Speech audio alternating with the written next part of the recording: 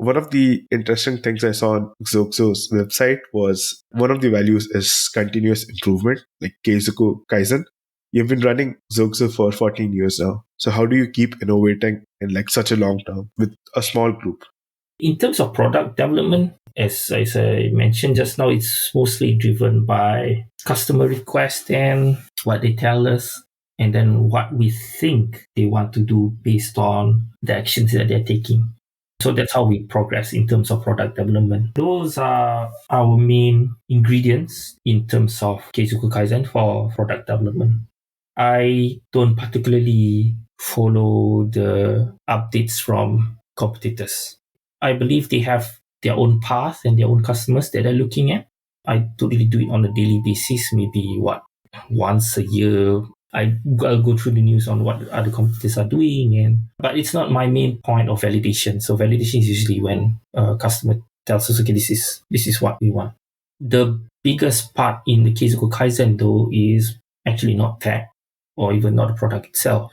It's actually on how you manage the business and within how we take care of each other as human beings. So that changed in many times in the years. In the end, the company is 100% owned by me, and I am responsible for everything that happens within it. Everything that we do in the end comes down to how I look at things and how my worldview on how things should be for us. And that worldview comes from the multiple inputs that I get from the things that happen around the world, from how our team is reacting to something, the personality of the people in it. So the Keizuku Kaizen within that is actually adapting to all these new things that comes in. See what makes sense for us, see what makes us happy, what makes our customers happy. Like, for example, remote working is actually difficult. It is not for everyone. Some personality doesn't accept remote working very well. We've had some cases of that they think that they can, but after a while, turns out that if I do not get the energy of the people around me, then it's something which I know is a work that I cannot do.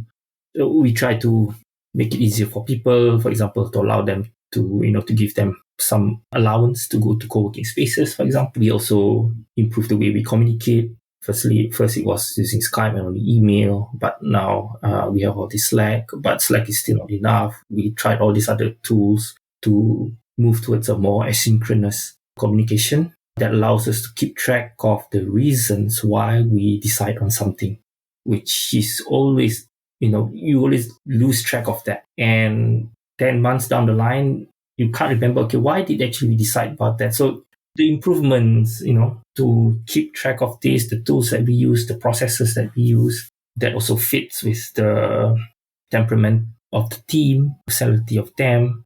Those are the hardest part in the Keizuku Kaizen, which is still going on today, of course, because things keep on changing.